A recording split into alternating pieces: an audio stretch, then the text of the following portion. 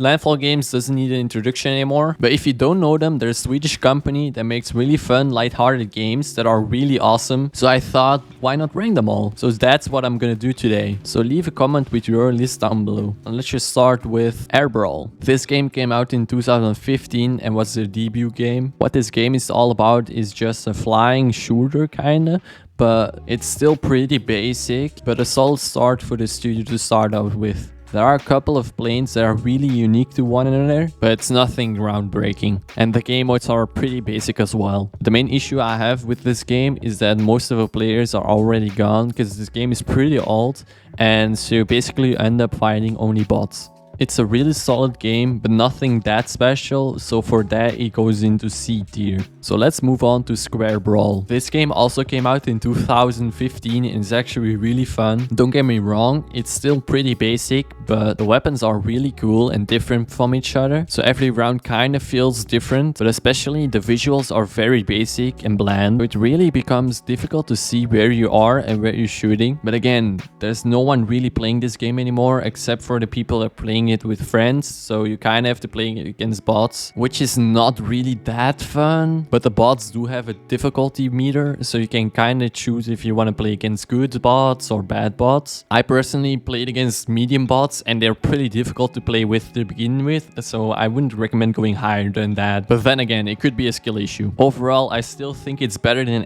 Brawl, so I'm giving it a B tier. So let's move on to the next game, ClusterTrucks. Game slaps, just straight up. It's actually really fun. The movement is super satisfying and so much fun to play around with. It also feels really responsive and snappy, and you would think the game would become boring after a while, but it doesn't. It just keeps changing and becoming better and better. It's also very unpredictable at times due to the trucks that just don't move the same way every time, which is really fun, which makes it even better in my opinion. The music also has so much energy and it gets you pumped even though you're failing a level. Speaking of failing, I love the respawn system. It's almost instant and gets you back into action right away. It doesn't disrupt your flow at all and makes it that more engaging. Thus far my favorite game, and for that I'm gonna put it into A tier. Now let's move on to Totally Accurate Zombie Later. I totally forgot this game even existed, and that's for a good reason. The game isn't on Steam anymore, so you have to go to their website and download it from there, but I would say don't even bother. It's their attempt on a zombie survival game, and this game is bad. The first time I played it, I had like no audio half of the time, which was so jarring. But apart from that, there's nothing I enjoy about this game. The shooting is awful, and the guns are just glitchy. They glitch around all the time, and you can't really hit anything. Even the movement feels kind of clunky. If you fall like a centimeter too high, you like fold over and just have to get up for like 5 seconds, which can get you killed so easily. The world is just empty and very small. There is PvP, but no one's playing this game, so there's not really anything to notice there. The zombies are pretty cool though. They have some different types, like the guys who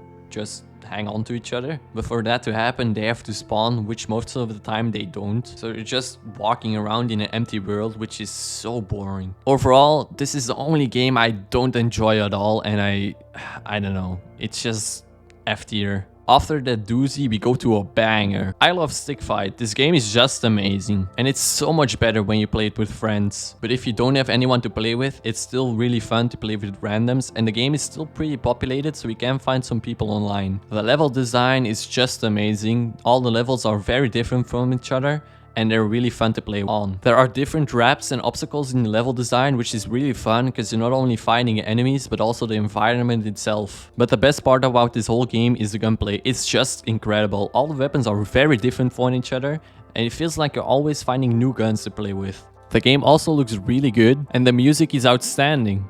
It's one of my favorites I've ever made, and it's going straight into S tier. Now we have TABG. This game holds a special place in my heart because I used to play it a lot when it released, but I know a lot of people don't really like it. It's basically a battle royale, but it plays more like PUBG with a lighthearted spin on it, and it really fits well in my opinion. I was really surprised that when I booted up this game, I was still able to find lobbies with 30 people in it, which I didn't expect at all. I thought this game was gonna be dead. Even though the lobbies didn't fill up more than 30 people every single time, the pace still felt okay. It wasn't too slow or anything, and it might have been because of the respawn system. It's really good. If you die, you basically have a second chance of living, by doing some obstacle courses while flying, which is really fun and a creative spin on it. You have 3 levels to fly through, and basically it gets harder every time. But if you make it through all 3 of them, it becomes like a good thing that you respawn because you get a blessing with it. The gunplay also is really fun. You have some unique guns along with some unique equipment as well, which is really great. And every single fight feels really refreshing. I really love this game, but due to the play count not being able to fill up full lobbies, I can't really put it in S tier, so it goes in A tier.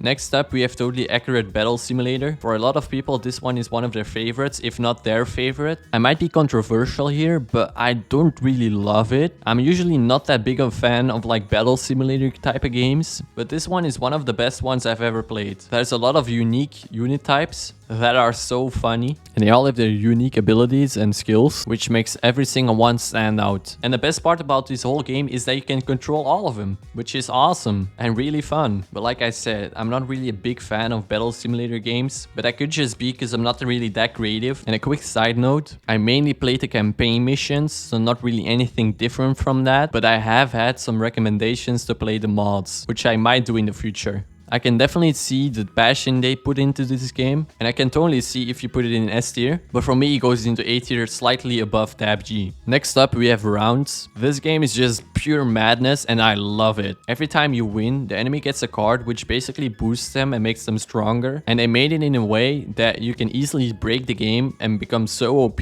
which makes it even more fun, and it can lead to builds that are just out of this world. I do really recommend playing this game with some friends, as the player base in the unmodded versions is not that high anymore. And if you can play with some friends, you can also mod it, which makes it even more insane. You have mods to make it uncapped, so you don't have to restart the game every 5 rounds, and other ones that even add more insane cards. There's even a mod where you can play with more than 2 people, so you can break the game even more, and that can lead into some really funny moments. This game is S tier and it goes straight above Stick Fight. Now let's move on to Knightfall. To be honest, I couldn't play this game, so that's not really that much to talk about, as all of my time playing was looking at this loading screen, waiting for people to join, but they never did. So I don't really have an opinion on this one. I didn't play it. Next up, we have Landfall Archives. All this game is just a collection of games that they never released. And some of them are really fun, but most of them are just too basic to rate. And I like the way that they released them all like this. But to be fair, there's nothing special about this. So it goes into C tier. Last but definitely not least, we have Content Warning. The most recent and possibly the most popular Landfall game ever. This game is a Lethal Company inspired horror game. In this game you go down to the underworld to make a spooky video. And it's actually really fun. I get why it's so popular. But you do need some funny friends, as I don't really recommend playing it with randoms. They're not really that fun to play with most of the time. And if you have funny friends, it's even more hilarious. The enemies are really unique, and some of them are actually really scary. I really do love the art direction in this game, as if you go down in the underworld, it becomes black and white, but once you make it up again, it just becomes so vibrant and happy looking. It's a really neat touch. It might be too early for some people, but I'm gonna put it right in S tier, just below Rounds.